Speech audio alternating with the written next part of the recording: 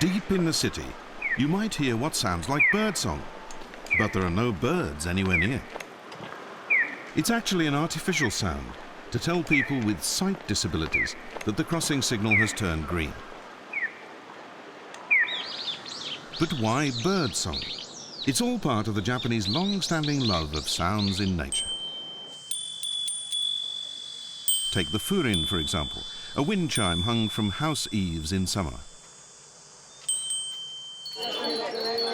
For the Japanese, the sound of this tinkling bell creates a cooling sensation.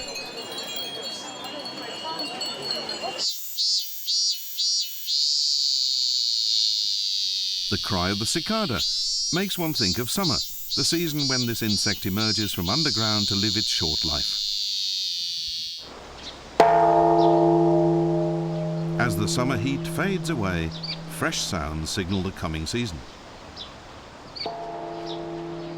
This castle garden was created in the 17th century. As darkness falls, the insects of autumn begin their song.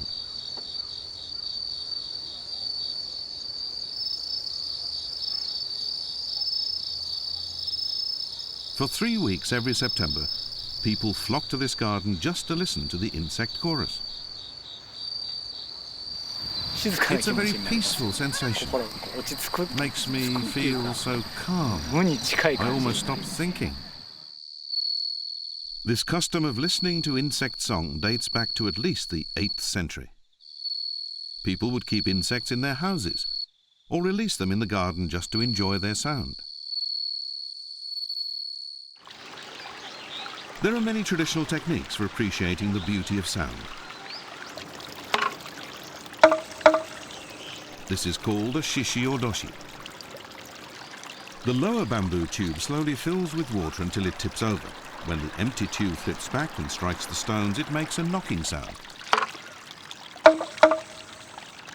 It was originally designed to scare away deer and wild boar and stop them eating crops.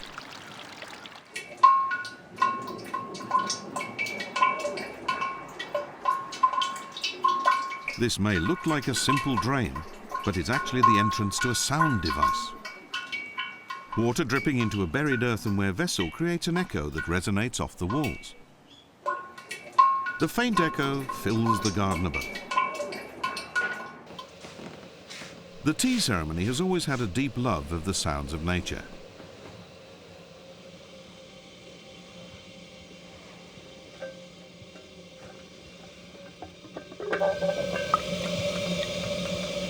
The sound of water boiling in a kettle is given a name meaning the wind blowing through pine trees.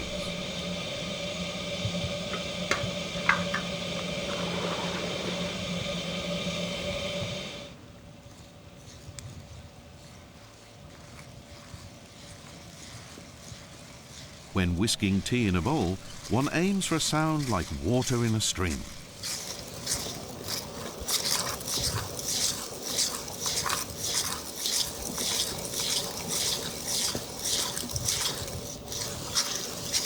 The sound of the water as it boils, the sound of the bamboo whisk as you stir the tea. By focusing our mind on these sounds, we become peaceful and calm. These old customs are still very much alive in Japan. Ingenious ways to enjoy sound and to appreciate the beauty of sounds in nature.